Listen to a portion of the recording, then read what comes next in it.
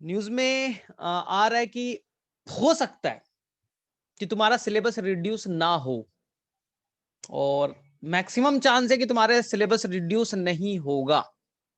ठीक है, उसके जगह पे दूसरा चीज होगा। सिलेबस रिड्यूस नहीं किया जाएगा, उसके जगह पे होगा कि जैसे तुम्हारे आते हैं 45 क्वेश्चन फिजिक्स में, 45 की जगह वो 55 क्वेश्चन देंगे और बोलेंगे 55 में अपने मन से जो भी तुम्हें आता है वो स्टार्ट आप 45 कर दो। मतलब क्वेश्चन बढ़ाया जाएगा। तुम्हें जैसे कि बायो में टोटल 90 क्वेश्चन है, वो 100 क्वेश्चन देंगे और बोला जाएगा तुम्हें जो भी आता है वो 100 क्वेश्चन में से केवल 90 को करना है। हाँ, स्टार्टिंग के अगर तुमने 90 कर दिए तो स्टार्टिंग से वो 90 को काउंट कर लेंगे। क्योंकि सिलेबस रिड्यूस करना थोड़ा मुश्किल है, सबका बोर्ड का अलग अलग सिलेबस रिड्यूस हुआ है। सीबीएसई ने कुछ अलग सिलेबस हटाया है, केरल बोर्ड ने अलग हटाया होगा, यूपी बोर्ड ने अलग हटाया होगा। इसलिए कॉमन पॉइंट पे पहुंच नहीं रहे हैं, तो हो सकता है जो मैक्सिमम चांसेस हैं कि वही होगा कि केमिस्ट्री में आपके 55 क्वेश्चन आएंगे, उनमें से 45 आपको करना होगा, जो बन रहा है अभी। जेई में ये एप्लीकेबल होगा तो तुम्हारे अंदर तुम्हारे एग्जाम में भी अप्लाई किया जाएगा। तो एक हफ्ता वेट कर लो, ज्यादा टेंशन मत लो, एक हफ्ते की बात है। क्या होगा नहीं होगा तो हम लोग वहां पर पहुंच जाएंगे। ठीक है, तो फिलहाल तुम लोग अपनी पढ़ाई जारी रखो, और अगला जो तुम्हारा टेस्ट है बॉटनी साइड से रिस्पिरेशन इन प्लांट है। आई थिंक सभी बच्चे अच्छे से उस पर कवर करना। रेस्पिरेशन इन प्लांट में मेनली जो क्वेश्चन पूछा जाता है वो एटीपी के बैलेंसिंग पे, 38 एटीपी के बैलेंसिंग पे आता है कि ग्लाइकोलिसिस में कितने बने, लिंक रिएक्शन में कितना बना, और क्रेब्स साइकिल में कितने बने। ये इंपॉर्टेंट क्वेश्चन बनता है। सेकेंड, ईटीएस से क्वेश्चन कंफ्यूजन होते हैं, इसलिए ईटीएस को बहुत अच्छे से पढ़िएगा कि कौन कौन से वहां पर कॉम्प्लेक्स सिस्टम होते हैं, कैसे कैसे काम करते हैं, वो याद रखिएगा। बाकी ओवरऑल ये चैप्टर आसान है, ओवरऑल चैप्टर आसान है, कोई डिफिकल्ट चैप्टर नहीं है रेस्पिरेशन इन प्लांट। इसलिए इस वीक आपको दो काम करना है। रेस्पिरेशन अगले टेस्ट के लिए फॉलो तो करना ही करना है, अगले टेस्ट में रेस्पिरेशन आ रहा है तो फॉलो तो करना ही करना है।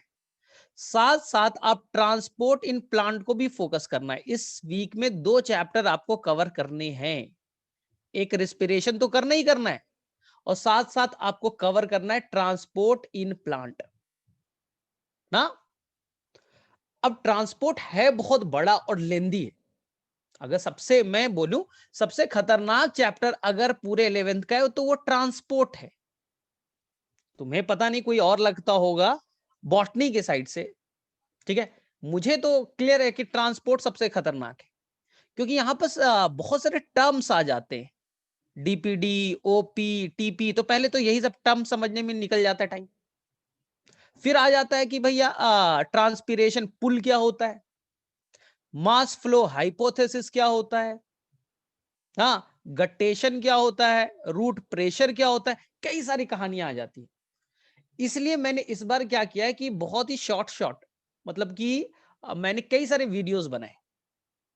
तो मैंने पहले वाले वीडियो में केवल और केवल डीपीडी, नहीं, पहले वीडियो में मैंने साई डब्ल्यू वाटर पोटेंशियल को केवल डिस्कस किया। वाटर पोटेंशियल क्या होता है, सॉल्यूट पोटेंशियल क्या होता है, प्रेशर पोटेंशियल क्या होता है, पहले वीडियोस में मैंने केवल इसी पे डिस्कशन किया। ठीक है, दूसरा वीडियो केवल बच्चा मैंने डिस्कस किया डीपीडी क्या है, पानी की प्यास। डीपीडी किस पे डिपेंड करता है, ओपी और टीपी पे। ये क्या होता है, ये टर्गर प्रेशर या वॉल प्रेशर होता क्या है, इसे हमें बहुत ही मैंने डिटेल्ड से ये पार्ट करा है। तो मैंने ये दोनों वीडियोस पार्ट 1 और पार्ट 2 में बताए। अब हम पार्ट 3 में देखेंगे तो मैंने दोनों को रिलेट करके कहानी बताई है कि इंडोस्मोसिस क्या होता है, पानी अंदर आएगा तो पानी के अंदर आने से क्या फर्क पड़ेगा, टर्गर प्रेशर बढ़ेगा घटेगा, क्या होगा। अगर पानी अंदर आएगा इंडोस्मोसिस होगा तो क्या होगा, टर्गर प्रेशर पॉजिटिव होगा निगेटिव होगा, उस पर बातें किए। फिर पानी अगर बाहर चला गया एग्जॉस्मोसिस हो गया तो क्या फर्क पड़ेगा, टर्गर प्रेशर कैसे निगेटिव हो जाएगा, सेल से पानी निकल जाएगा तो वो प्लाज्मोलिसिस कैसे हो जाएगा, ये मैंने थर्ड वीडियोस में बनाए। ठीक है, अब जो चौथा वीडियोस बनाया, अब ये जो भी मैंने स्टार्टिंग के 3 वीडियोस बनाने का मतलब क्या था, इतना पढ़ाने का मतलब क्या था, डीपीडी, टर्गर प्रेशर, प्लाज्मोलिसिस पढ़ाने का मतलब क्या था? वो सिंपल मतलब था कि आपको चौथे वीडियोस में मैं ट्रांसपीरेशन पढ़ा सकूं, क्योंकि चौथे वीडियोस में मेन यूज आएगा ट्रांसपीरेशन पे, पानी का लॉस कैसे होगा, ये टॉपिक है। और ये इसी से सबसे ज्यादा क्वेश्चन आते हैं। अगर तुम देखोगे नीट के एग्जाम में सबसे ज्यादा क्वेश्चन किससे आ रहा है, तो वो आ रहा है ट्रांसपीरेशन से। सर ट्रांसपीरेशन तो सबको आता है, एकदम अच्छी बात है। ये स्टोमाटा क्यों खुलता है, क्यों बंद होता है, इसे बहुत डिटेल से पढ़ना होता है। स्टोमाटा भी खुल गया, स्टोमाटा अभी सुबह के टाइम में, रात में कैसे बंद होगा, इस पूरे मैकेनिज्म को ना मैंने बहुत डिटेल से बताया है, जिसे हम लोग लेविट थ्योरी कहते हैं, लेविट का मॉडल कहते हैं। ये कैसे पोटेशियम और क्लोराइड, पोटेशियम और क्लोराइड कंट्रोल करेंगे, तो मैंने बहुत डिटेल से बताया ना। तो मैं वापस से उसको रिपीट नहीं करता हूं, क्योंकि मैंने इसे वीडियोस के फॉर्म में फोर्थ वाले वीडियोस में बहुत डिटेल से बताया और अपलोड भी कर दिया, ठीक ना। और वो बहुत सारे बच्चे कंफ्यूज, सर यहाँ पर कैसे होगा, यहाँ पर पोटेशियम कैसे आ गया, सर मैलिक एसिड कैसे आ गया, थोड़ा सा लेंदी हो जाता है। तो मैंने बहुत डिटेल से बताया। अगर तुम कहीं भी उठा करके किसी का भी नोट्स पेपर देख लोगे तो एक ऐसा फिगर बना होगा, तुम किसी का भी उठा करके देख लो, इस तरह का एक गार्ड सेल का फिगर बना देते हैं और क्या क्या ओपीटीपी कर दे, खत्म कर देते हैं। तो मैंने इस पूरे मैकेनिज्म को बहुत ही डिटेल से बताया है, तो आप ये देख लीजिएगा, ठीक है। उसके बाद में डिटेल से बताया, उसके बाद में तुम एक क्वेश्चन देखोगे, हाँ ट्रांसपीरेशन पे एक क्वेश्चन बनाया जाता है। तुम देखोगे कि अगर कोई प्लांट को मैंने कोटा में लगाया, ये एक्चुअली में वहां के मॉड्यूल में क्वेश्चन है ये, कि कोई प्लांट को मैंने कोटा में लगाया है और उसे मैं शिमला शिफ्ट कर दूं, उसे मैं शिमला लेते जाऊं, तो रेट ऑफ ट्रांसपीरेशन बढ़ेगा या घटेगा, ट्रांसपीरेशन पे क्या असर पड़ेगा। यानी कि वो पूछ रहे बच्चा कि प्रेशर बढ़ाने से ट्रांसपीरेशन के रेट पे क्या असर पड़ेगा, टेम्परेचर के बढ़ाने पे क्या असर पड़ेगा, ह्यूमिडिटी के बढ़ाने पे क्या असर पड़ेगा ना। तो मैंने इस बार बहुत डिटेल से इस पे बातें की। ये प्रेशर वाला ना पूरा खतरनाक बनाया हूं, बढ़िया से बनाया, ह्यूमिडिटी का, टेम्परेचर का, ये पूरा का पूरा जो भी एक्सटर्नल फैक्टर है। वेलोसिटी बढ़ाएंगे तो क्या होगा, एनसीईआरटी में है बच्चा, एनसीईआरटी में है कि कैनोपी पे डिपेंड करता है। अब कैनोपी तुम्हें आता ही नहीं, कैनोपी होता क्या है, प्लांट बाहर से कैसा दिखता है इसे वो कैनोपी कहते हैं। तो एनसीईआरटी बोलता है कि कई सारे फैक्टर्स पे डिपेंड करता है ट्रांसपीरेशन। एनसीईआरटी का लाइन है कि ट्रांसपीरेशन को कैसे मेजर करेंगे, तो आंसर है कोबाल्ट क्लोराइड टेस्ट। एनसीईआरटी केवल लिख देगा, लेकिन हम लोग बहुत डिटेल से मैंने बताया है कि डाइकॉट में कैसे कोबाल्ट क्लोराइड टेस्ट करेंगे, मोनोकॉट में कैसे करेंगे, तो मैंने बहुत डिटेल से इसे बताया है। तो मैं नहीं चाहता कि वापस से मैं वही चीज बनाऊं और तुम्हारा टाइम वेस्ट करूं, क्योंकि मैंने अपलोड कर दिया है, ठीक है ना। अब देखो ध्यान से, इसके अलावा पोटोमीटर क्या होता है, पोरोमीटर क्या होता है, ये मैंने बहुत डिटेल से बना दिया। तो अब करना क्या है कि मैंने ट्रांसपीरेशन तक कवर करा दिया उसमें। तो तुम लोगों का काम है इस वीक में रिस्पिरेशन के पार्ट को तो कंप्लीट करो ही करो, क्योंकि रिस्पिरेशन को मैंने बहुत डिटेल से बताया है। और तुम ढंग से पढ़ने जाओगे ना तो मुश्किल से 2 दिन लगेंगे, 2 to 3 days। तो तुम वेस्ट ना करो टाइम, टाइम वेस्ट मत करो, क्योंकि ऐसे भी टाइम कम है। तुम सीधे अटैक कर दो रिस्पिरेशन के साथ साथ ट्रांसपोर्ट पे, और ट्रांसपोर्ट पे 10 दिन का टाइम दो। एक दिन में नहीं होगा ट्रांसपोर्ट कि जोश में उठे और सारा वीडियोस देखे, नहीं। आराम से रोजाना एक एक वीडियोस को करो, अच्छे से करो और समझो डीपीडी क्या है, प्लाज्मोलिसिस क्या है। टर्गर प्रेशर एनसीईआरटी में बोल देगा टर्गर प्रेशर निगेटिव हो गया, एक ही जगह निगेटिव होता है, कहां होता है, इसको बहुत अच्छे से मैंने बहुत डिटेल से बताया। तो वहां से तुम करो, ठीक है ना। तो आज हम लोग का जो टॉपिक होगा वो हम लोग बता दे रहा हूं क्या क्या हम लोग करने वाले हैं, ध्यान से देखो। ये चैप्टर बनाने का मीनिंग क्या था, समझो। इस चैप्टर को बनाने का मीनिंग क्या था, नाम है ट्रांसपोर्ट। नाम है बच्चा ट्रांसपोर्ट। सिंपल सा मीनिंग है, मुझे जो यहां तक लगता है ट्रांसपोर्ट का सिंपल सा मीनिंग यही है कि प्लांट को बच्चा पानी चाहिए, मिनरल्स चाहिए, प्लांट को बेटा प्रोटीन्स चाहिए। अगर एक जगह बन गया तो दूसरी जगह उसे चाहिए। अगर प्लांट ने लीफ में खाना बना लिया तो पूरे लीफ की जिम्मेदारी है कि वो रूट में, स्टेम में खाना पहुंचाए। नया यहाँ पर बर्ड्स बन रहा है, फ्लावर बन रहे हैं, वहां खाना पहुंचाए। यानी कि प्लांट के अंदर में ओवरऑल ट्रांसपोर्ट तो होगा ना। पानी का हो सकता है, शुगर का हो सकता है, हॉर्मोन्स का हो सकता है ना, एमाइनो एसिड का हो सकता है। तो इसलिए इस चैप्टर को हमें पढ़ना है कि ट्रांसपोर्ट इन प्लांट। तो ट्रांसपोर्ट इन प्लांट को एनसीईआरटी ने दो पार्ट्स में डिवाइड कर दिया। एक है कि एक सेल से दूसरे सेल में नहीं होगा क्या, एक सेल है उसके पास में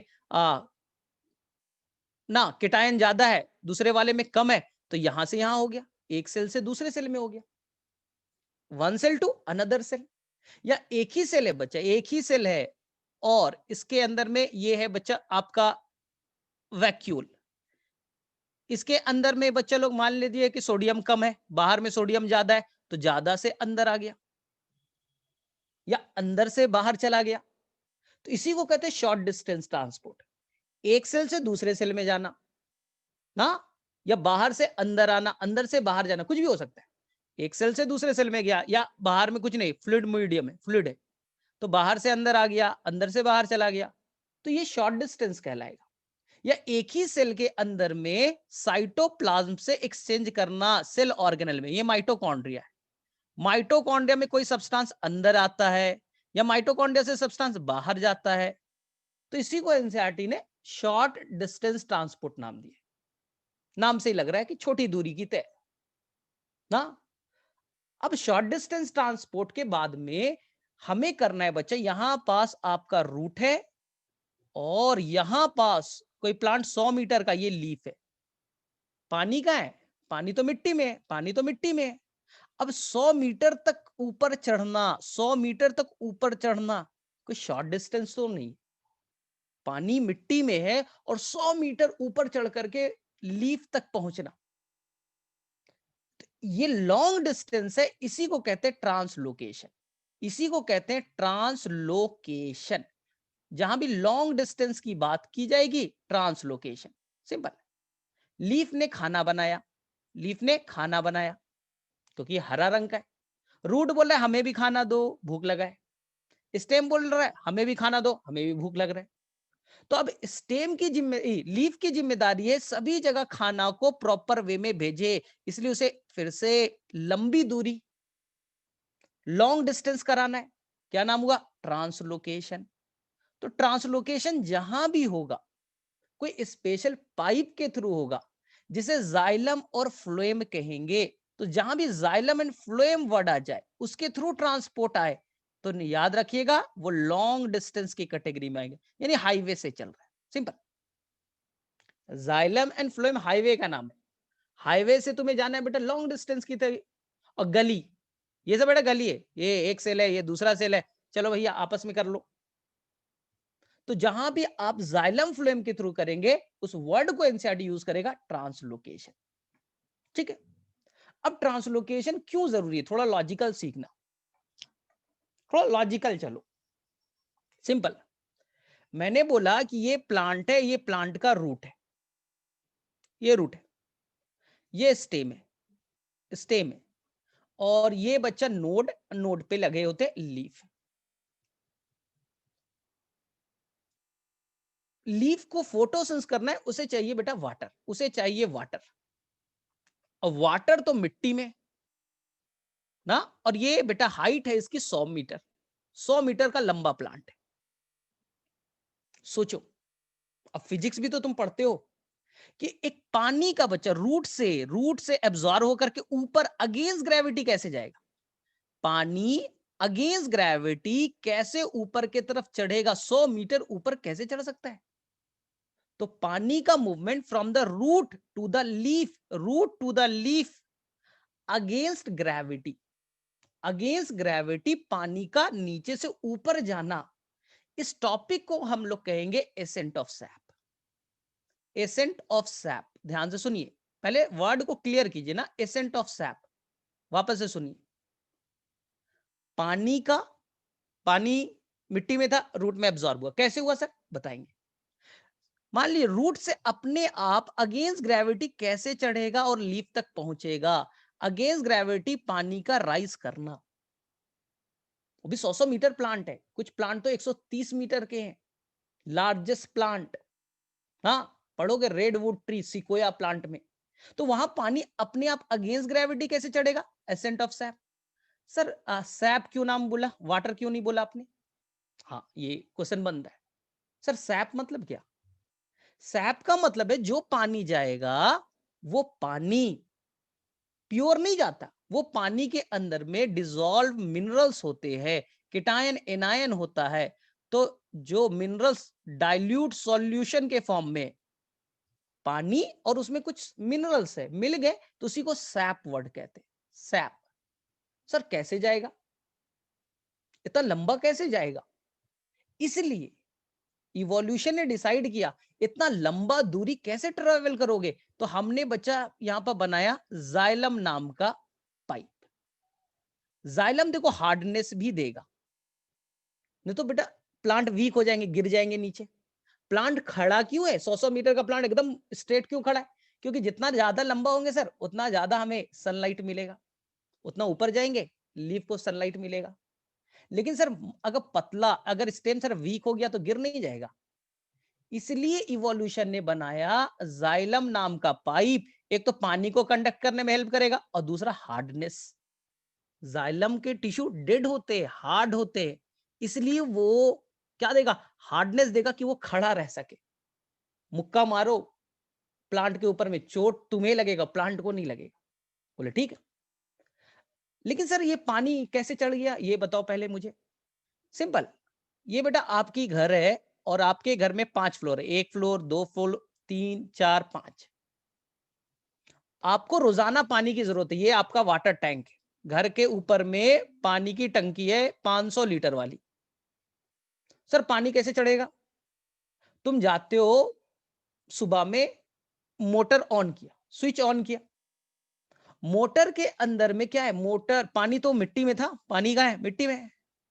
जैसे ही मोटर ऑन करते हो तो वो मोटर बेटा ताकत लगाता है, फोर्स क्रिएट करता है, और इतना फोर्स क्रिएट करता है कि अगेंस्ट ग्रेविटी पानी को ढकेलता है ऊपर की तरफ। अगेंस्ट ग्रेविटी पानी को ऊपर खींच रहा है और खींच करके तुम्हारे वाटर टैंक में भर देता है। आजकल हॉर्स पावर लगाते, क्या क्या लगाते, सोचो कभी लाइट ना हो, बिजली ना हो और मोटर को ऑन कर दो, क्या पानी ऊपर चढ़ जाएगा, नहीं सर, बहुत ताकत लगाना पड़ता है, मोटर बहुत ताकत हॉर्स पावर का लगेगा, तो अगेंस्ट ग्रेविटी वो खींचेगा और ऊपर में ढकेलेगा। समझो नहीं, ये कितना मीटर का होगा, तुम्हारा घर कितना मीटर का होगा भाई, तुम्हारे घर से कई गुना मीटर का तो प्लांट है। दुनिया में अभी तक 133 मीटर वाले प्लांट पाए जा चुके हैं, इतना लंबा प्लांट, और बिना मोटर सिस्टम के चल रहा है। कभी सोचा है, तुम ग्रेविटी ग्रेविटी पढ़ते हो, यहां हम तो अगेंस्ट ग्रेविटी की बात करें, कभी सोचा है। इसलिए आपके चैप्टर में 2 कहानी पढ़ने के लिए है। ये तो बात बनता है ना भाई, एसेंट ऑफ सैप हो रहा है, पानी ऊपर चढ़ गया, कैसे चढ़ गया। तो अलग अलग साइंटिस्ट है, इंडियन साइंटिस्ट भी है ना, इंडियन साइंटिस्ट का भी नाम आएगा। इंडियन साइंटिस्ट थे जिनका नाम था बच्चा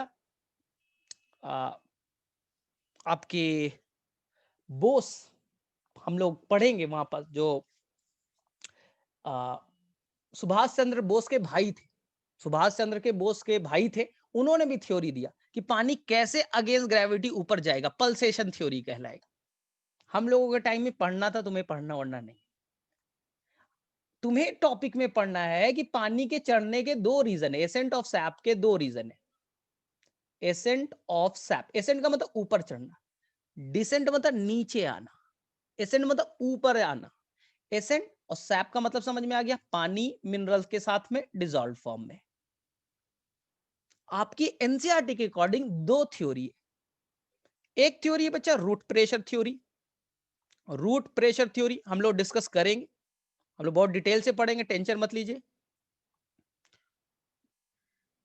बस सिंपल सा बता रहा हूँ, एक लाइनर का बता रहा हूँ, ज्यादा डिफिकल्ट नहीं है। वो बोलता है कि भैया ये रूट है, बोले अच्छी बात है, रूट है तो मैं क्या करूं?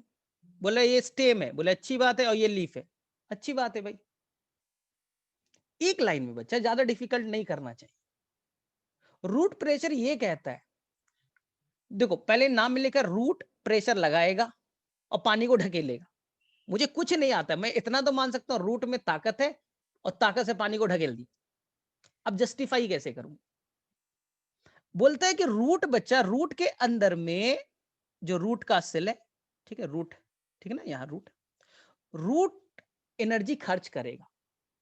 वापस से, रूट बच्चा एनर्जी खर्च करेगा, मतलब एटीपी खर्च करेगा, और एटीपी खर्च करके अपने अंदर में मिनरल्स को एक्यूमुलेट करेगा। रूट एनर्जी खर्च किया, एक्टिव ट्रांसपोर्ट, और उस एनर्जी के हेल्प से वो मिनरल्स को अपने अंदर में एक्यूमुलेट करेगा, एब्जॉर्ब करेगा, यानी अंदर में ढेर सारे मिनरल्स को बुलाएगा। केटायन एनायन, केटायन एनायन आ गए, केटायन एनायन आ गया। तो मिनरल्स का अमाउंट, सॉल्यूट का अमाउंट कहां बढ़ गया? सर सॉल्यूट तो बढ़ गए सर, केटायन एनायन तो रूट के अंदर बढ़ गए, रूट के अंदर हो गया सर, बहुत सारा हो गया, 100 200 500 मंगा लिए उसने। अब याद रखना, तुम कितना भी पढ़ लो, बस एक लाइन याद रखो, पानी उधर ही जाता है बेटा जहां सॉल्यूट ज्यादा होते, पानी उधर ही जाता है जहां सॉल्यूट ज्यादा होते। बस सिंपल सा रूल है पानी का। पानी, सॉल्यूट पानी को खींचता है, सॉल्यूट पानी को खींचता है। तो पानी बच्चा अपने आप मिट्टी से रूट में नहीं जाएगा, मिट्टी से अपने आप रूट में नहीं जाएगा। बोले सर जाएगा, एकदम जाएगा, क्योंकि रूट ने बेटा ताकत खर्च किया, एटीपी खर्च किया, और उस ताकत को यूज करके मिट्टी से मिनरल को एब्जॉर्ब किया, मिट्टी से मिनरल को एब्जॉर्ब किया। तो मिनरल्स का अमाउंट रूट में बढ़ गया, तो रूट के अंदर में ऑस्मोटिक प्रेशर बेटा बढ़ जाएगा, क्योंकि मिनरल्स का अमाउंट बढ़ा तो मिनरल्स ज्यादा तो ऑस्मोटिक प्रेशर ज्यादा।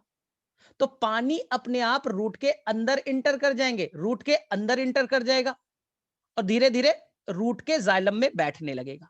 रूट का जाइलम में पानी आ रहा है, आ रहा है, आ रहा है, और ढेर सारा अगर पानी हो गया, ढेर सारा अगर पानी हो गया, और पानी बेटा रहते रहते एक ताकत लगाएगा, और इसी ताकत से पानी को ऊपर ढकेला जाएगा, इसी ताकत से पानी को ऊपर ढकेलेंगे।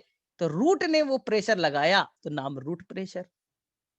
वो प्रेशर किसने लगाया? सर रूट ने लगाया, तो रूट प्रेशर कह दीजिए, क्रेडिट रूट को दीजिए। बोले ठीक है, यानी रूट प्रेशर सिंपल है। रूट कि जो जाइलम है उनके अंदर धीरे धीरे मिनरल्स को एब्जॉर्ब करके डालते जाइए, डालते जाइए, तो वहां का ऑस्मोटिक प्रेशर बढ़ेगा, तो पानी अपने आप आना स्टार्ट, पानी अंदर भर जाएगा, पानी भरेगा तो खूब सारा प्रेशर लगेगा, और इसी प्रेशर से पानी को ढकेल देंगे ऊपर, तो हो गया एसेंट ऑफ सैप। ये मानना था एक साइंटिस्ट का, नाम था प्रिस्टले। लेकिन बाद में बच्चा जब मेजर किया गया, इसकी ताकत कितना है भाई, ताकत कितना है रूट प्रेशर में? तो बोले सर कैसे हम मापेंगे, हमारे में मापने का कोई मशीन है क्या? है, मैनोमीटर है। आप क्या करो, ये प्लांट है, ये बेटा रूट है, ये स्टेम है, ये लीफ है। एनसीईआरटी कहता है कि आप कैंची ले लो, कैंची नहीं बेटा, ब्लेड ले लो, और ब्लेड से आप बच्चा काट दो, स्टेम को कट कर दो, यहां से स्टेम को कट कर दो, और वेट करो, वेट करो, कोई बेटा लीफ नहीं है, कोई ट्रांसपिरेशन नहीं है, कोई ट्रांसपिरेशन पुल नहीं चल रहा है। हमने गए और एनसीईआरटी का वर्ड हर्बेसियस प्लांट ले लीजिए, हरा भरा बेटा छोटा मोटा प्लांट ले लीजिए, और उसको ब्लेड से काट दीजिए, कोई स्टेम नहीं, कोई लीफ नहीं, छोड़ दीजिए। कुछ देर के बाद देखिएगा कि स्टेम जहां से कट मारा था बच्चा, वहां से कुछ फ्लूइड निकल रहे हैं, कुछ फ्लूइड बेटा निकल रहा है, ये लिक्विड बेटा निकल रहे हैं। बोले सर कैसे निकल गया? कोई ट्रांसपिरेशन पुल तो लगा नहीं, हमने तो लीफ ही काट दिया था, ट्रांसपिरेशन पुल तो कुछ हुआ नहीं, पानी कैसे चढ़ गया? अरे भाई रूट प्रेशर था, रूट के अंदर में पानी आए, पानी ने ताकत लगाया, पानी को ऊपर ढकेलता है, यानी रूट प्रेशर बेटा होते हैं, रूट प्रेशर बेटा होते हैं, नेग्लेक्ट मत कीजिए, रूट प्रेशर बेटा होता है। और मैनोमीटर लगा लीजिए, प्रेशर थोड़ा माप लीजिए, मैनोमीटर लगा लीजिए और देखिए कितना से ताकत से ढकेल रहा है पानी को। इसी वर्ड को एनसीईआरटी बेटा एक्सुडेशन नाम देता है, इसी वर्ड को एनसीईआरटी एक वर्ड नाम देता है एक्सुडेशन। बोले सर ये क्या बला है सर, एक्सुडेशन नाम नहीं सुने। Loss of water, loss of water from the injured part of the plant. Plant को काटा, कट पोर्शन से पानी का निकलना, पानी उसके अंदर में होंगे बच्चे, मिनरल्स भी होंगे। तो जो लॉस ऑफ वाटर है in the form of liquid from the injured part of the plant, it is called exudation. इस केमिकल को कहेंगे बेटा जो निकलेगा एक्सुडेट, उसे क्या कहते हैं, एक्सुडेट। अब देख लीजिए इसके अंदर क्या है, मिनरल्स है, केटायन है, एनायंस है, क्या है भैया, मेजर कर लीजिए। आप बच्चा गांव में देखते होगे जो डेट पाम होता है, जब ताड़ी बनता है, क्या क्या बनाते हैं ना शराब बनाने के, तो वो क्या करते हैं यहाँ पास बेटा, यहाँ पास वो इंजोर्ड कर देते, काट देते, और यहाँ पास एपरेटस लगा के छोड़ दिया। यहीं से बेटा धीरे धीरे वो सॉल्यूशन ना धीरे धीरे बढ़ते चला जाएगा, भरते चला जाएगा। यही तो है बच्चा एक्सुडेशन। एक्सुडेशन मतलब loss of water in the form of liquid from the injured part of the plant, injured part of the plant exudation। यानी बेटा रूट प्रेशर है, लेकिन हमने जब इसका ताकत मापा तो देखा प्रेशर कम है। जब ताकत को मेजर किया गया तो ताकत बेटा कम था। साइंटिस्ट ने बोला देखो भैया छोटा मोटा प्लांट के लिए तो वैलिड है, छोटा मोटा प्लांट में तो पानी को ढकेल देगा, ऊपर पहुंचा देगा, ये बड़े प्लांट के लिए वैलिड नहीं, बड़े प्लांट के लिए वैलिड नहीं है, क्योंकि इसका प्रेशर जो तो है 1 to 2 एटमॉस्फेरिक प्रेशर है, और एक एटमॉस्फेरिक प्रेशर मान लेते हैं कि 10 मीटर तक ढकेलेगा, तो बेटा 20 मीटर तक तो जाएगा ना। यानी छोटे मोटे प्लांट में वैलिड है, बड़े प्लांट में वैलिड नहीं है। तो इस थ्योरी को लोगों ने रिजेक्ट कर दिया, ठीक है। और दूसरा इसमें अलग कहानी, ये सारे प्लांट में नहीं चलेगा, केवल फ्यू प्लांट में लगेगा, एक अलग कहानी है भाई। चलिए ठीक है, हम बात करेंगे, बहुत डिटेल से करेंगे सब चीजों पे। लेकिन सर पानी को मेनली ले जाने का कौन सा तरीका होना चाहिए, पानी ऊपर चढ़ेगा कैसे, सबको आता है, जिसका नाम होगा बच्चा लोग ट्रांसपिरेशन पुल थ्योरी। मेन तरीका क्या है सर, ट्रांसपिरेशन पुल थ्योरी। बोले सर ये एक लाइन में बता दो, ये तो हमें समझ में आता नहीं, ट्रांसपिरेशन पुल थ्योरी एक लाइन में बता दो केवल। ध्यान से सुनिए, ये पहले किसने दिया, याद रखिएगा डिक्सन और जॉली ने। ये लिख लीजिए, ये एनसीईआरटी में है नहीं, ये दो साइंटिस्ट का नाम एनसीईआरटी में नहीं है, डिक्सन एंड जॉली। ये मेन थ्योरी है, मोस्ट एक्सेप्टेबल मॉडल है, मोस्ट एक्सेप्टेबल मॉडल है पानी कैसे ऊपर चढ़ेगा। लिख लीजिए, ये ट्रांसपिरेशन पुल थ्योरी है। अभी तक बहुत सारे मॉडल दिए गए, इंडियन साइंटिस्ट ने भी दिया, जेसी बोस, सुभाष चंद्र बोस के भाई ने भी दिया, वो भी मॉडल फेल हो गया। रूट प्रेशर ने भी दिया, वो भी फेल हो गया। तो आज तक सबसे ज्यादा वैलिड जो है बच्चा, वो मोस्ट एक्सेप्टेबल है, वो है आपका ट्रांसपिरेशन पुल थ्योरी। जैसा कि नाम में लग रहा है, सबको मालूम है, सबको मालूम है कि होता क्या है, कुछ नहीं है, किसके लिए मेन जो फोर्स है वो आपका ट्रांसपिरेशन है। मेन जो फोर्स है वो कौन है, ट्रांसपिरेशन। ये लीफ है, लीफ में स्टोमेटा है, स्टोमेटा मतलब पोर, पोर है स्टोमेटा। हाँ, स्टोमेटा जब खुलता है तो पानी बाहर निकलते हैं, पानी बाहर निकलते हैं, loss of water, loss of water, it is a transpiration. यही ट्रांसपिरेशन ना क्या होगा, सन की एनर्जी आएगी, हीटिंग इफेक्ट होगा, सन के रेज आएंगे, लीफ पे गिरेंगे और पानी को वेपराइज कर देगा, वेपर के फॉर्म में, गैस के फॉर्म में कन्वर्ट कर दिया, और पानी स्टोमेटा से बाहर आ रहा है, ट्रांसपिरेशन हो गया। लेकिन जब ट्रांसपिरेशन होता है, पानी का लॉस होता है, तो एक फोर्स जनरेट करता है, एक ताकत जनरेट करता है, और वो ताकत बच्चा इतना होता है, वो ताकत बच्चा इतना होता है कि पानी को वो बच्चा लीफ से, स्टेम से लीफ की तरफ खींचता है। वो ताकत इतना ज्यादा है क्योंकि लाखों लीफ है, हर लीफ ताकत से खींचेगा पानी को अपने तरफ। तो सारे पानी बच्चा लोग कहां चले गए, ये बच्चा आप लीफ देखते हो ना, तो लीफ में ये बीच में क्या है, मिड ड्रिप है, मिड ड्रिप कुछ नहीं, मिड ड्रिप सर ये वेन होता है, अरे वेन कुछ नहीं है भाई, वेनलेट होता है, ये सब कुछ नहीं है। ये बेटा जाइलम और फ्लोएम ही है। ये जो आपको मिडरिब दिख रहा है ये बेटा क्या है, जाइलम और फ्लोएम वैस्कुलर टिश्यू है। सर ये लैटरल वेन है, वेनलेट जो होते कुछ नहीं होते, ये जाइलम और फ्लोएम है। और उसके बगल में जुटा है मीजोफिल, जिसके अंदर में फोटोसिंथेसिस करने की ताकत होती है, ये मीजोफिल है। ये फोटोसिंथेसिस करता है और फोटोसिंथेसिस कर रहा है मस्त। लेकिन ये क्या करता है, ये कुछ पानी को मीजोफिल के अंदर में जो पानी है वो बेटा धीरे धीरे इसके सरफेस पे यानी इसके सेल वॉल पे एक्यूमुलेट होने लगता है, एक्यूमुलेट होने लगा।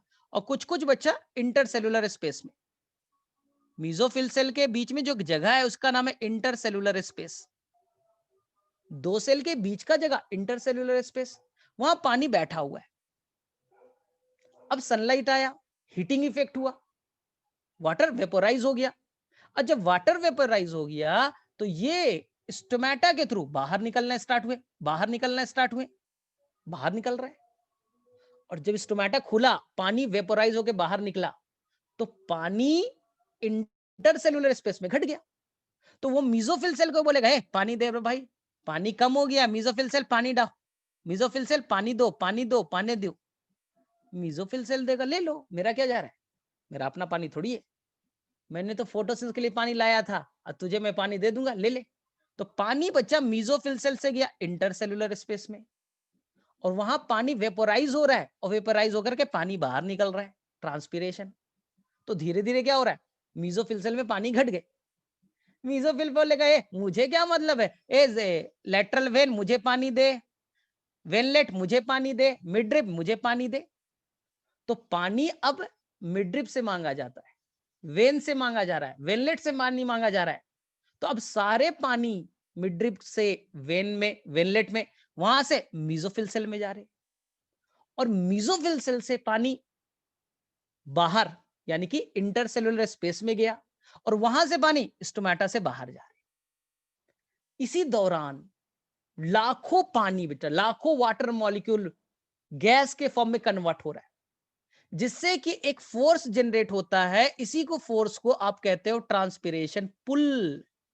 ट्रांसपिरेशन ने फोर्स जो लगाया, वो इतना फोर्स क्रिएट करेगा, एक साथ लाखों लीफ में ऐसा हो रहा है, इतना ताकत है कि पानी को बच्चा स्टेम से अपने आप ऊपर खींच लेगा।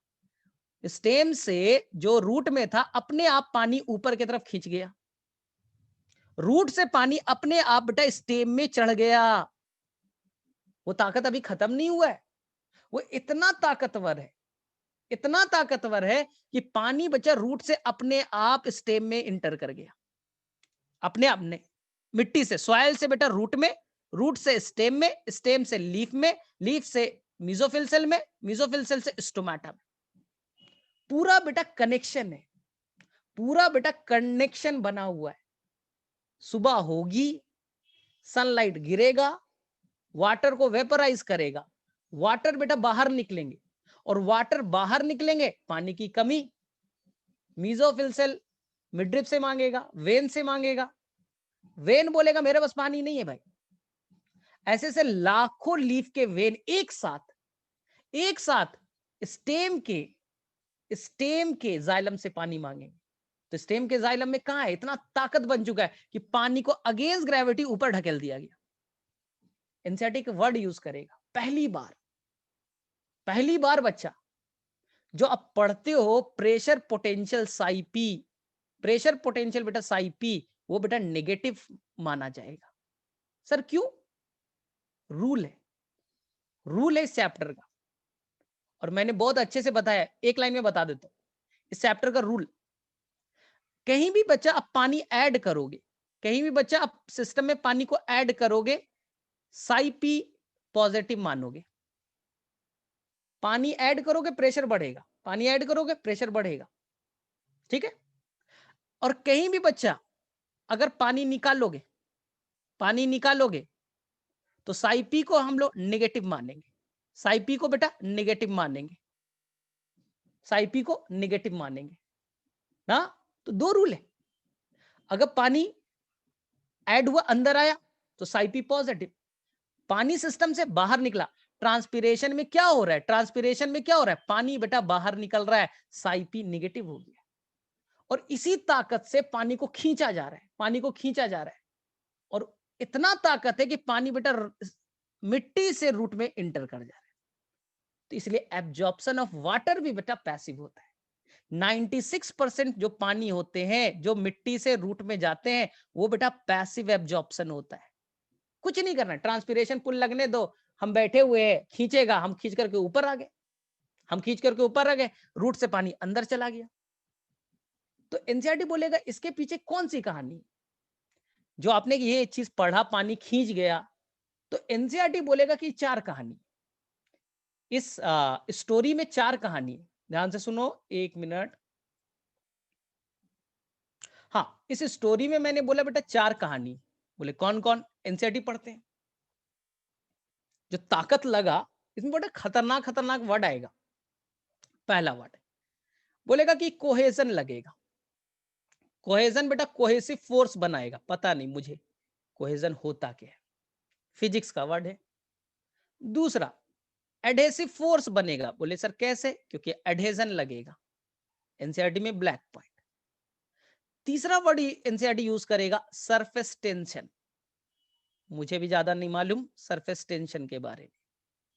और चौथा एनसीईआरटी बोलेगा, चौथा एनसीईआरटी बोलेगा बच्चा ट्रांसपिरेशन पुल, ट्रांसपिरेशन पुल, यानी इस थ्योरी को सपोर्ट करना है, कैसे होता है ट्रांसपिरेशन पुल।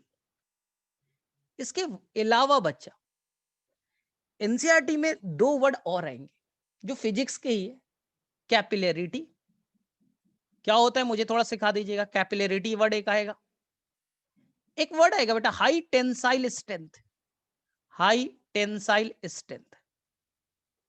चलिए देखते होता क्या है, सिंपल सिंपल पढ़ते, ज्यादा डिटेल में नहीं जाना, कहानी ध्यान से सुनिएगा। देखो जहां तक ये कहानी है, ये बच्चा आपका स्टेम है, ये स्टेम है, ये बच्चा स्टेम है, ठीक। अब मैंने स्टेम के अंदर में क्या है, ये रेड वाला ये जाइलम है, ये ब्लू वाला ये बेटा जाइलम है, जाइलम, जाइलम। एनसीईआरटी लिखेगा ट्रैकेरी एलिमेंट, यानी जाइलम के बारे में बात करेगा, तो जाइलम के अंदर मेनली ट्रैकिड्स होते हैं और वेसल्स होता है। तो ये मैंने ट्रैकिड्स का फिगर बनाया, ये ट्रैकिड्स का फिगर बना दिया, पानी इसी से जाएगा। चलिए कैसे जाएगा ध्यान से सुनते हैं। जो पानी है बच्चा, थोड़ा आप अप्लाई करो अपना केमिस्ट्री, जो पानी है व्हाइट वाला, ये एक वाटर मॉलिक्यूल, ये बेटा वाटर मॉलिक्यूल, ये बेटा water molecule, water water molecule आपस में जुटे, एक वाटर मॉलिक्यूल देखो दूसरे से जुड़ा है, दूसरे से जुड़ा है, तो कई सारे लेयर ऑफ वाटर मॉलिक्यूल नहीं बन गए, वाटर मॉलिक्यूल आपस में जुटा है। सर क्यों, वाटर वाटर आपस में जुटे हैं due to the cohesion, water water molecule आपस में जुटा है। सर क्यों, इसी का नाम कोहिजन है।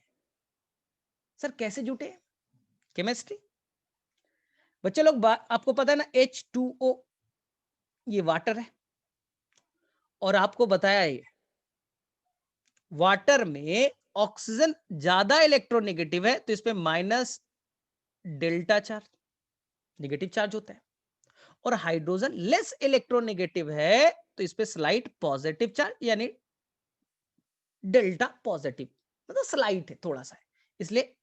और आपको बताया तो गया है ना वाटर पोलर मॉलिक्यूल, ये सब बहुत अच्छे से तो आपको आता है कि वाटर ऐसा होता है, 104 डिग्री एंगल बनाते हैं, उसमें लोन पेयर होता है, ये सब आपको आता है, तो मुझे बताना नहीं।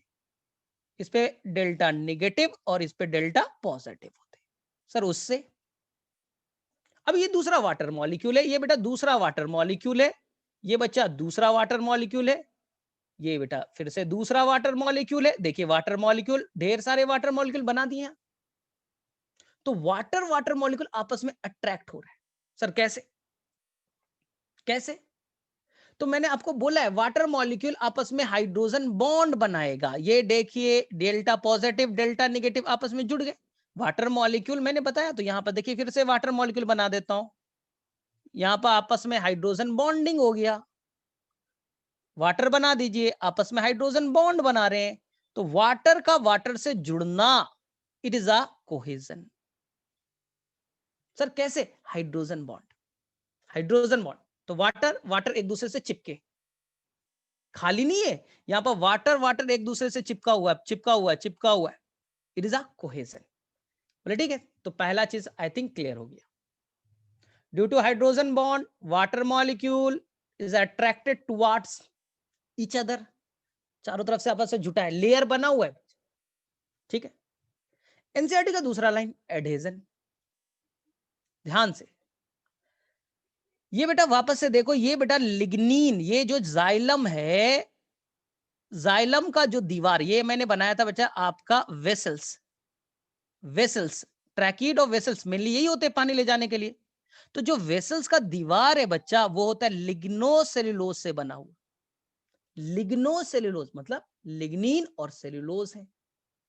जाइलम के दीवार मोटी होती है, मोटी होती है कि बेटा टूट ना जाए आसानी से, क्योंकि उसके अंदर लिग्नीन और सेल्यूलोज होते हैं, मेनली लिग्नीन होता है। और लिग्नीन बेटा पोलर है, लिग्नीन क्या है? पोलर है, वाटर पोलर है, तो वाटर बेटा लिग्नीन से आपस में, ये वाला पानी आपस में उसके दीवार से टच करेगा, बॉन्डिंग करेगा, यही है बेटा आपका एडहेजन। तो पानी आपस में भी जुट रहा है, और पानी हाइड्रोजन बॉन्ड पोलैरिटी है, दोनों पोलर है, वो दो चिपक गए, किसके साथ? दीवार के साथ। तो पानी का आपस में जुटना कोहेजन, पानी का दीवार से जुड़ना एडहेजन।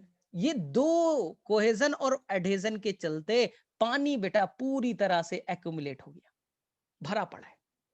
बोले ठीक है, कोहेजन आपस में जुटना, एडहेजन दूसरे सरफेस से जुड़ना। बोले ठीक है। तीसरा सरफेस टेंशन, जो आप केमिस्ट्री में पढ़ते हो, नहीं नहीं फिजिक्स में, जहां तक मुझे मालूम है सरफेस टेंशन इतना मैं बता सकता हूं। एक तुम ये ले लो ग्लास, सिंपल, और चम्मच वम्मच ले लो यार, चम्मच ले लो, चम्मच पे एक बूंद पानी डाल दो, चम्मच पे बेटा एक बूंद पानी डाल दो, एक बूंद पानी डाल दो, ठीक है। अब कोई सुई निडिल तिनका उनका कुछ होगा घर पे, कुछ होगा बेटा, उससे लो और पानी को स्प्रेड कर दो, इधर भाग, इधर भाग, पूरे वाटर मॉलिक्यूल को बिखेर दो।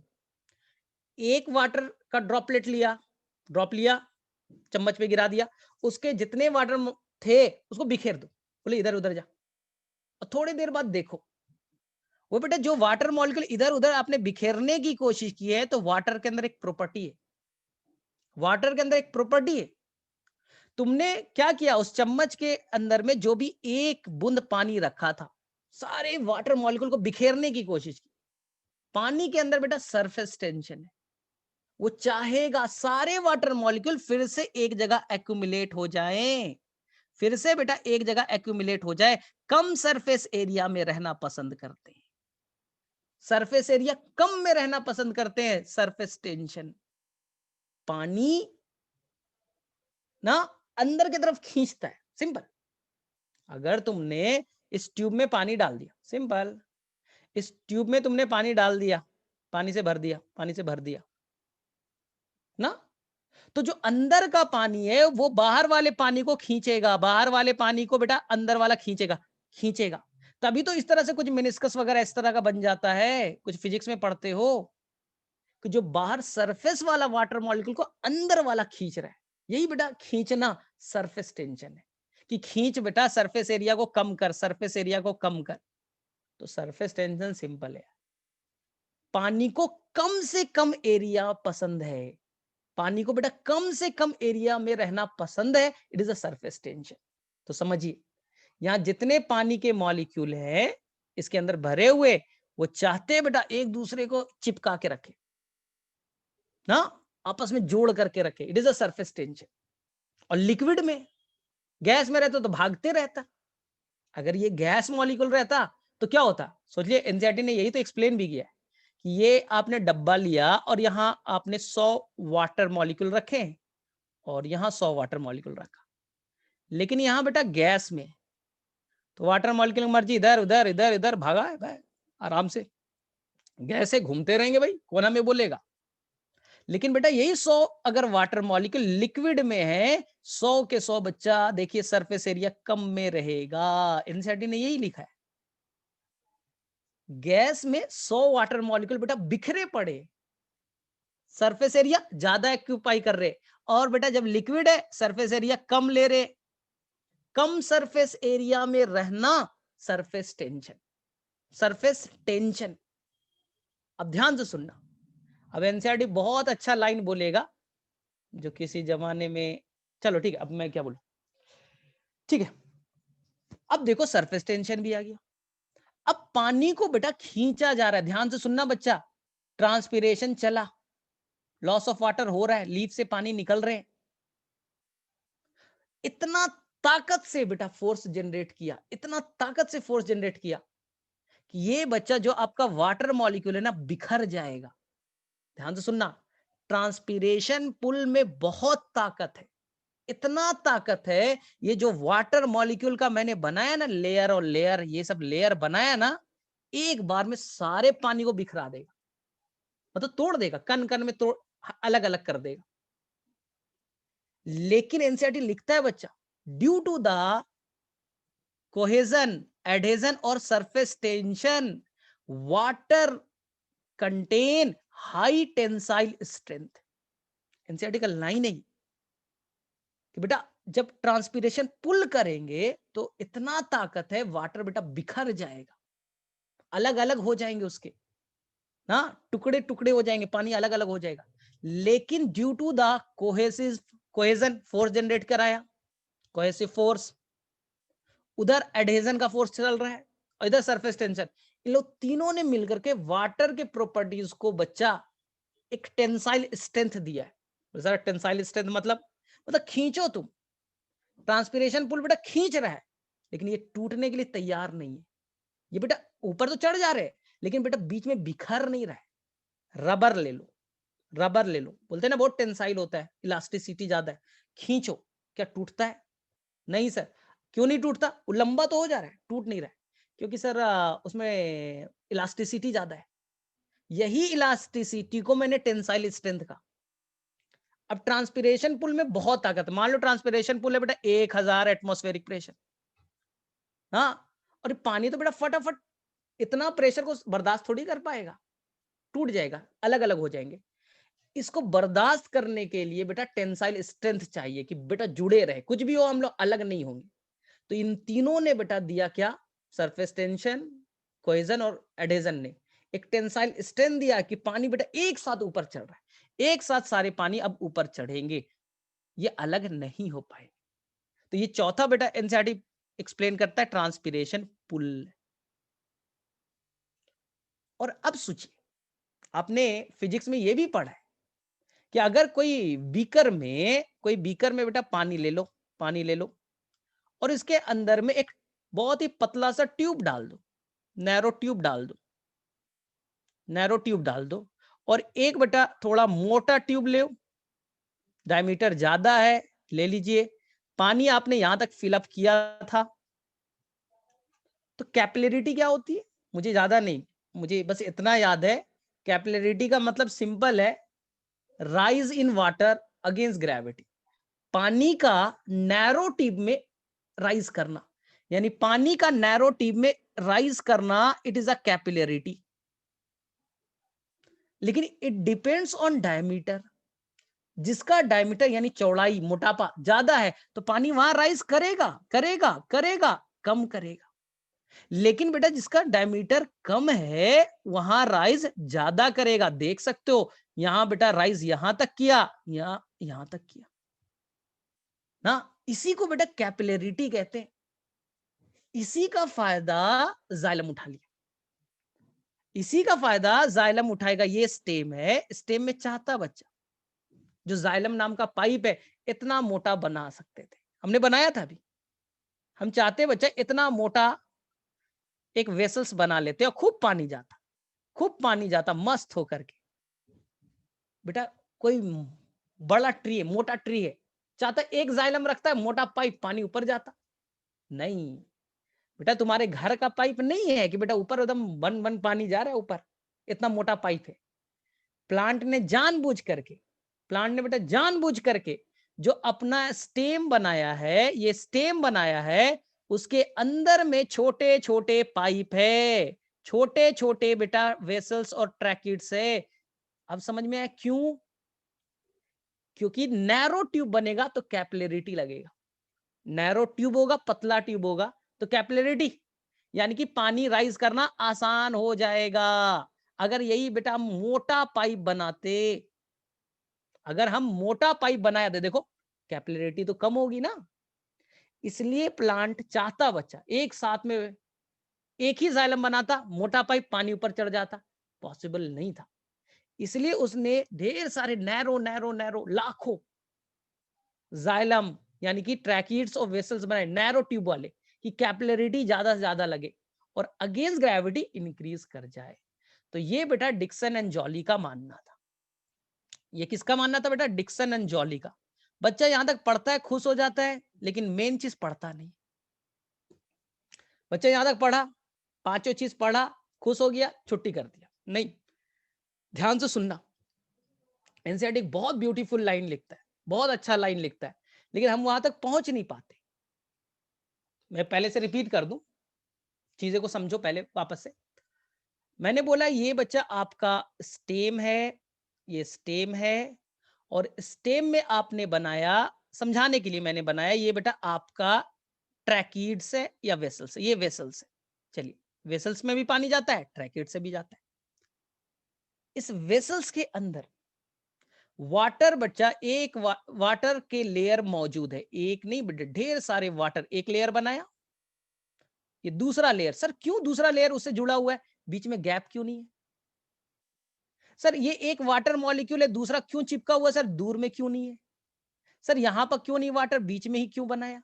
अरे भाई वाटर के अंदर प्रॉपर्टीज है, वो आपस में स्टिक होना, चिपकना, हाइड्रोजन बॉन्ड बनाना पसंद करते, पोलर है ना। तो ये बेटा ऐसे रहता है तो यहां रहता है, यहां रहता तो लो तब तो हो जाता कबाड़ा। तो बोले नहीं सर, हम लोग पूरा वाटर को एक साथ हॉरिजॉन्टल और ट्रांसवर्स लेयर में रखेंगे, तो वाटर का लेयर बना दिया। तो वाटर वाटर मॉलिक्यूल आपस में अट्रैक्ट होना, एक वाटर मॉलिक्यूल का दूसरे से अट्रैक्ट होना, क्या है बोलो, फटाफट बोलो, चलो फटाफट। एक वाटर मॉलिक्यूल दूसरे वाटर मॉलिक्यूल से आपस में जुटा है, वाटर वाटर का जुड़ना, पहला लाइन कोहेजन, पहला लाइन कोहेजन आ गया। चलो ठीक है, अब बताना सर ये वाटर मॉलिक्यूल केवल उससे थोड़ी जुटा है। सर यहां देख रहे हो लिग्नोसेलुलोज है ना, लिग्निन और सेलुलोज से बना है, और सेलुलोज वगैरह तो ऐसे ही पोलर होता है ना, और पोलैरिटी का फायदा उठा लेगा पानी। पानी बोलेगा तुमसे भी पकड़ते, तुमसे भी चिपकेंगे, तुम्हारे से भी हाइड्रोजन बॉन्ड सब बना दूंगा मैं। तो ये बेटा उससे भी हाइड्रोजन बॉन्ड बना लिया, उससे भी जाके चिपक गया, तो पूरा का पूरा एक कॉलम बन चुका है, एक कॉलम बन गया, इसका नाम बोलिए एडहेजन। एडहेजन बोले ठीक है, रुको अभी। और देखो ये पानी बेटा लिक्विड में, कोई गैस में तो है नहीं, और लिक्विड चाहता है कि जितने, एक लिक्विड है बेटा, जितने वाटर मॉलिक्यूल चाहते कम एरिया में रहे बेटा, खींच करके, अरे तुम इधर आओ, तुम इधर आओ, एकदम बेटा एक दूसरे को खींच करके अंदर रख रहे, कि कम सरफेस एरिया में सबको रहना है भाई, सरफेस एरिया को खींच करके अंदर लो, जितने भी सरफेस पे वाटर है सबको खींचो अंदर की तरफ, सरफेस टेंशन, सरफेस टेंशन। इसी से फायदा हुआ, इसी से फायदा हुआ कि जब बच्चा वहां ट्रांसपीरेशन पुल लगेगा, यहां ट्रांसपीरेशन पुल जब लगेगा, इतना फोर्स क्रिएट किया जाएगा तो उसको भी सस्टेन करेगा। एनसीईआरटी का लाइन है बच्चा, दे विल रेजिस्ट, हाँ ट्रांसपीरेशन फोर्स, पुल का जो फोर्स है उसे बिखरेगा नहीं वाटर मॉलिक्यूल, क्योंकि इन तीनों ने मिलकर के they will develop the tensile strength, tensile strength develop कर लिया। तुम बेटा कितना भी ताकत लगाओ ऊपर में, हम लोग टूटेंगे नहीं, बिखरेंगे नहीं। बहुत अच्छी बात। और ये बेटा ट्यूब हमें समझाने के लिए मोटा बनाया, ये नैरो ट्यूब है, ऐसे ऐसे लाखों नैरो ट्यूब हैं, तो ये आसानी से अगेंस्ट ग्रेविटी पानी ऊपर भी चढ़ने में हेल्प करेगा। लेकिन एनसीईआरटी का वर्ड देखना, बहुत अच्छा मैं वर्ड बता रहा हूं ना, बहुत अच्छा वर्ड। अंडर इनॉर्मस टेंशन, मतलब कि ट्रांसपिरेशन पुल ज्यादा हो गया, खूब पानी निकल रहा है, खूब टेंशन, इनॉर्मस टेंशन, याद रखना, इनॉर्मस टेंशन, बेटा टेंशन बहुत बढ़ा दिया, चांसेस है बच्चा कि वाटर वाटर मॉलिक्यूल बिखर जाए, चांसेस है वाटर वाटर मॉलिक्यूल के बीच में गैप हो जाए, गैप हो जाए, और यहां पर बेटा कैविटी बन जाए, यानी खाली जगह बन जाए। ध्यान से सुनना, अगर ट्रांसपिरेशन और ज्यादा कर दे तो चांसेस है वाटर का मॉलिक्यूल बिखरना स्टार्ट हो जाएगा। ये टेंसाइल स्ट्रेंथ अब काम नहीं कर पा रहा है, खींच रहा है लेकिन बिखर जा रहे हैं। इससे डर लगता है बेटा, ये कैविटी बन रहा है, खाली जगह बनते जा रहा है। यानी समझो, पानी को ऑन करो तो पानी आ रहा है कंटिन्यूअस, और बीच में बच्चा कहीं गैस भर गया तो ये देखो गैस भर गया, अगर यहाँ पर कैविटी बन गया तो गैस वैस आ गया, तो बस हूं करते रहेगा, तुम्हारा पानी आएगा ही नहीं, बस वहां पर बोलेगा अरे यहाँ पर कैविटी हो गया है।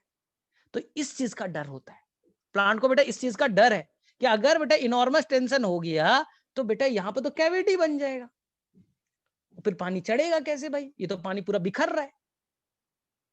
तो ध्यान से सुनना इस लाइन को, बोलता है इस केस में रूट प्रेशर, इस केस में बेटा रूट प्रेशर का रोल याद रखिएगा, एनसीईआरटी का वर्ड है, इस केस में रूट प्रेशर बड़ा काम आएगा।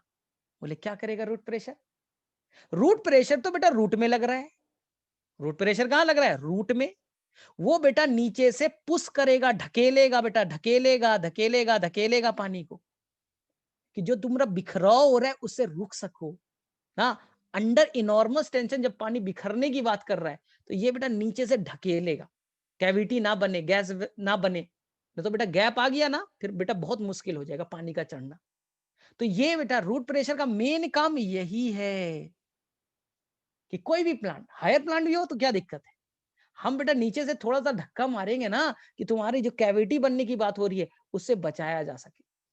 और ये चीज बच्चा पढ़ता है, टाइम पास करके निकल लेता है, इसलिए थोड़ा सा बॉटनी टफ होता है। मैं बता रहा हूँ, ये बहुत अच्छा सा लाइन है एनसीईआरटी में, पेज नंबर 186 पे, पेज नंबर 186 पे गिवन है। मैं पढ़ रहा हूँ, समझना अच्छे से। देखो वर्ड ही लिखा है, root pressure can at best, यानी रूट प्रेशर हम लोग जो पढ़ते हैं ना वो फर्जी पढ़ते, वो बेकार पढ़ते। रूट प्रेशर का काम तो कहीं और है। बोले कहां है सर? एट बेस्ट लिख दिया एनसीईआरटी ने। बेस्ट काम क्या है? ओनली प्रोवाइड्स, रूट प्रेशर का पानी नहीं है कि पानी वानी चढ़ा के पानी के ऊपर में एसेंट ऑफ सैप वैप कराना, वो सब काम नहीं है। लिखा है only provides a modest push, नीचे से धक्का मारना है, in the overall process of water transport. बोले कब? The obvious do not play major role in the water movement up tall tree, tall tree में तो इसका कोई काम ही नहीं है भैया, तुम्हारा कोई औकात नहीं, तुम्हारा प्रेशर ही नहीं कि पानी को ढकेल सको, चुपचाप से बैठ जाओ। बोले ठीक है बैठ जाते हैं। The greatest contribution of root pressure may be re-establish. The greatest contribution may be to re-establish the continuous chain of water molecule.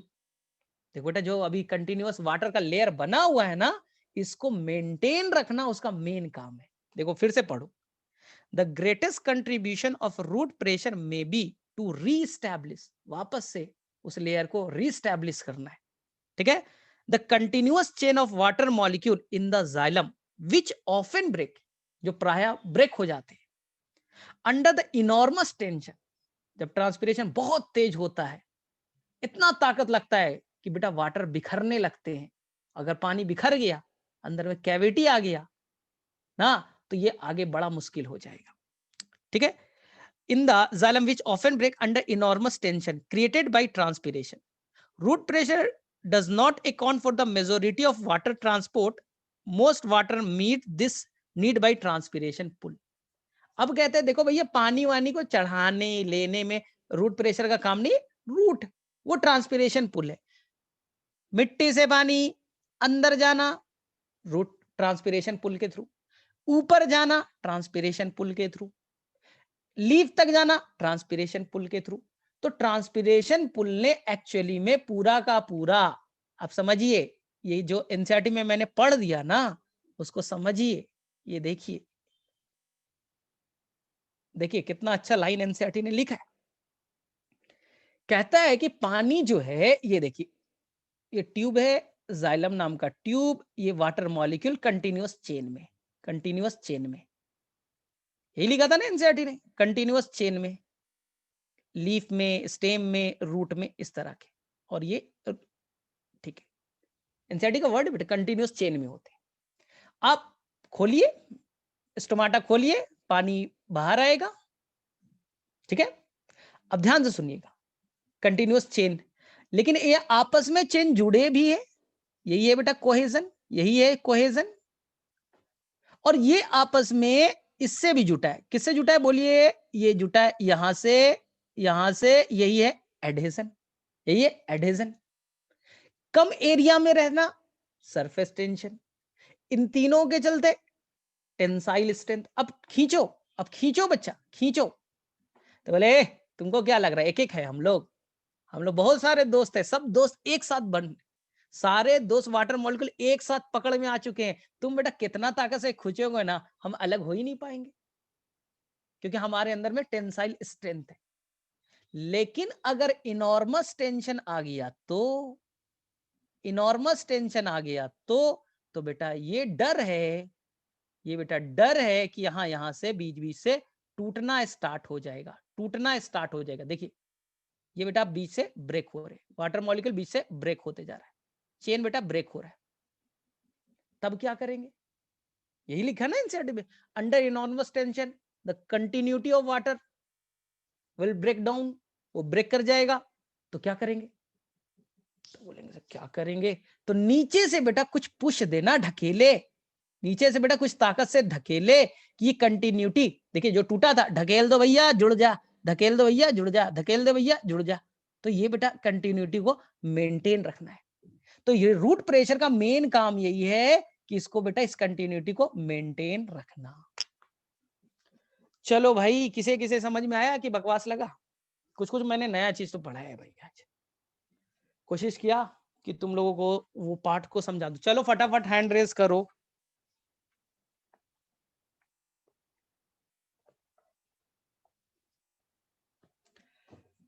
तो कर लोगे तुम लोग, ठीक है। तो आज आपने कम से कम पढ़ा कि पानी ऊपर कैसे चढ़ता है, एसेंट ऑफ सैप कैसे होता है। और एनसीईआरटी में जो इतना खतरनाक खतरनाक लाइन है यार, मुझे तो कुछ समझ में नहीं आता था, tensile strength, surface tension, capillarity, तो कुछ नहीं करना है, सिंपल है, ठीक है। बस याद रखिएगा, साइंटिस्ट का नाम याद रखिएगा, एनसीईआरटी में गिवन नहीं है, नाम याद रखिएगा, डिक्सन एंड जॉली, भाई साहब जॉली एलएलबी वाला याद रख लीजिएगा, ठीक है, डिक्सन एंड जॉली, ये बेटा सबसे एक्सेप्टेबल मॉडल है, एक्सेप्टेबल मॉडल है, ठीक है। हाँ, इसके पीछे भी कुछ नेगेटिव बातें हैं, कुछ इसके लोग अपोज करते हैं। अपोज यही है कि बीच में अगर कैविटी बन गया तो क्या करोगे, उन्होंने एक्सप्लेन नहीं कर पाए ये चीज कि अगर कैविटी बन गया इनॉर्मस टेंशन में तो क्या करेंगे। तो हमने रूट प्रेशर का भी थोड़ा सहारा ले लिया, बोले बन गया तो कोई टेंशन नहीं है, रूट प्रेशर हमारा जिंदाबाद है, कंटिन्यूटी को मेंटेन कर लेगा, और ये हमेशा कंटिन्यूअस मेंटेन रहेंगे, तो इसमें टेंशन नहीं लीजिएगा। तो बच्चा लोग पूछता है कि सर कोई प्लांट है, डेसिडुअस फॉरेस्ट है सर, पतझड़ वाले है फॉरेस्ट, सारे पत्तियां तो गिर जाएंगे सर, सारे पत्तियां गिर जाएंगे तो लीफ तो अगर गिर गया तो ट्रांसपीरेशन पुल तो लगेगा नहीं, तो सर पानी क्या नीचे गिर जाएगा। नहीं, पानी तो ही नहीं बोला, पानी का प्रॉपर्टीज है बेटा आपस में जुड़ करके बैठा हुआ है, लीफ को हटा दो, ठीक है, ट्रांसपीरेशन पुल नहीं लगेगा। पानी तो यहां तक बेटा बैठा हुआ तो है ना, पानी के मॉलिक्यूल आपस में जुटे तो ही है। चलो लीफ को हटा देते, लीफ को हटा देते हैं, पतझड़ का टाइम है, लीफ फॉल हो गया, सर पानी, पानी बेटा यहाँ रहेगा, टेंशन मत लीजिए, क्योंकि पानी आपस में जुड़ना पसंद करता है, पानी पूरे कॉलम में एक्यूमुलेट है, कोहेजन के चलते, एडहेजन के चलते, सरफेस टेंशन के चलते, और कैपिलरिटी तो है भाई, तो यहाँ पर आराम से बैठे हुए, टेंशन नहीं लेना है ना, नई पत्तियां आएंगी बेटा, पानी चाहिए, ले बेटा ले पानी, ले ले पानी, और बना अब ट्रांसपिरेशन फोर्स बना, तो हम लोग थोड़ा तेरे पास पहुंच जाएंगे। अरे ट्रांसपिरेशन से पानी कहाँ निकालना चाहते हो सर, ट्रांसपिरेशन से पानी जाएगा लीफ में, अब लीफ नहीं है तो स्टेम में पानी रहेगा, ऐसा थोड़ी ना कि काट दोगे स्टेम तो सर पानी खत्म, पानी तो रहेगा भाई, टेंशन मतलब। अब पानी का रिक्वायरमेंट नहीं है, मेन तो 99% पानी तो ट्रांसपिरेशन में लॉस होता है। अब लीफ तो है नहीं तो ट्रांसपिरेशन तो लगेगा नहीं, ट्रांसपिरेशन तो हो नहीं रहा है, डिमांड भी नहीं है तो पानी ज्यादा एब्जॉर्ब भी तो नहीं होना है।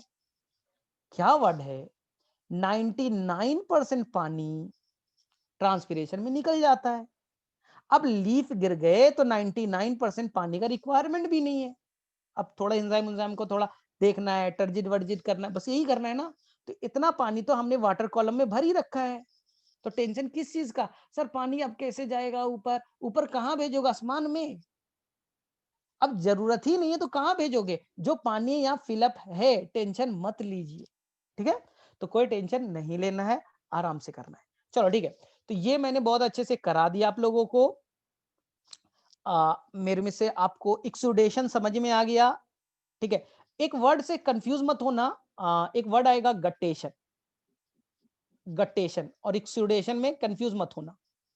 सर क्या डिफरेंस है सर, गट्टेशन और एक्सुडेशन में कुछ नहीं, बेकार चीज है ये। प्लांट रूट, रूट ने मिनरल्स एब्जॉर्ब किया, ध्यान से सुनिए वापस से, रूट ने मिनरल्स एब्जॉर्ब किया, मिनरल का अमाउंट बढ़ गया रूट में, रूट का ऑस्मोटिक प्रेशर इंक्रीज हुआ क्योंकि मिनरल्स ज्यादा है, पानी अंदर आया, पानी अंदर आया, बोले ठीक, पानी अंदर आएगा तो पानी का अमाउंट रूट में बढ़ा, बढ़ते जा रहा है, बढ़ते जा रहा है।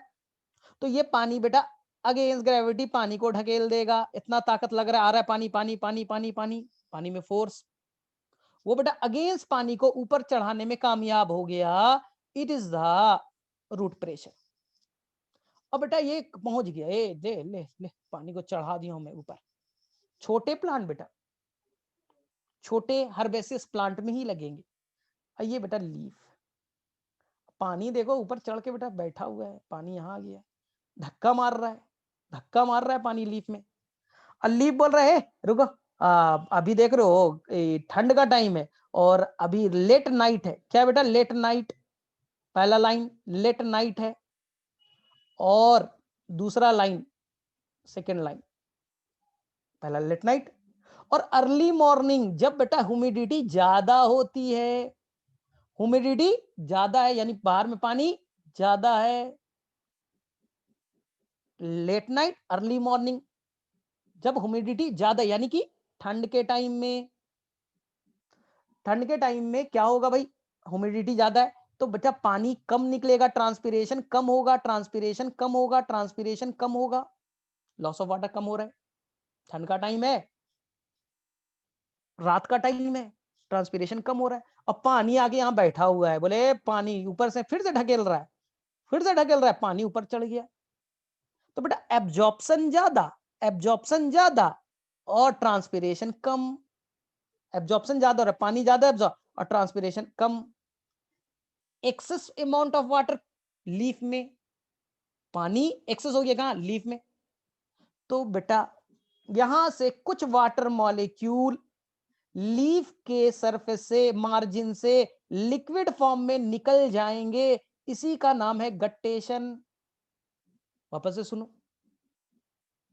अगर एब्जॉर्प्शन ज्यादा, बेटा तुम ज्यादा पानी पियो, निकालो कम, तो पानी बढ़ जाएगा, तो बोले सर क्या होगा, क्या होगा कि बेटा अब पानी निकल नहीं रहा बाहर, तो अब जो वाटर मॉलिक्यूल यहां छोटे से पोर होते हैं, इस पोर का नाम होता है हाइडाथोड्स, इस पोर का नाम है बेटा हाइडाथोड्स, इसका नाम है हाइडाथोड्स, छोटे पोर से, इस पोर से पानी बाहर निकल जाएगा, इसी का नाम है guttation, loss of water in the form of liquid, loss of water in the form of liquid from the margin of the leaf, from the margin of the leaf is known as guttation। ये गट्टेशन में जो पानी होगा वो बेटा impure होगा, इस पानी में वाटर के साथ साथ कुछ सॉल्ट, कुछ शुगर भी हो सकते हैं, ट्रांसपिरेशन में 100% प्योर वाटर होता था। हाइडाथोट्स बेटा दिन और रात हमेशा ओपन रहेंगे, लेकिन रूट प्रेशर हर जगह नहीं लगता, रूट प्रेशर हर प्लांट में नहीं लगते, इसलिए गटेशन भी हर प्लांट में नहीं होगा, गटेशन भी हर प्लांट में नहीं होगा। कुछ बचा क्रूसीफेरी कुकुरबिटेसी पंपकिन वाले फैमिली में वहां देखा जाएगा ये लॉस ऑफ वाटर वाला, गटेशन वाली कहानी वहां देखा जाएगा। वापस से हर प्लांट में रूट प्रेशर होता ही नहीं है, रूट प्रेशर केवल कुछ सीजन में लगते हैं। पहली बात, रूट प्रेशर की कहानी में डिफॉल्टी क्या क्या है, गलती क्या क्या है। रूट प्रेशर हर प्लांट में नहीं लगता, रूट प्रेशर हर सीजन में काम नहीं करता, और रूट प्रेशर केवल काम करता है ह्यूमिड कंडीशन में, जब एब्जॉर्प्शन ज्यादा और ट्रांसपिरेशन कम हो तो एक्सेस पानी भर जाएगा, और एक्सेस पानी चढ़ गया भाई, एक्सेस पानी हो गया, ऊपर में टान ही नहीं रहे हो, एक्सेस पानी बढ़ते जा रहे हैं, तो पानी बच्चा दूसरे पोर से, स्टोमाटा से नहीं, कोई एक छोटा पोर है हाइडाथोट, वहां से निकल जाएगा, इसी को गट्टेशन कहते हैं।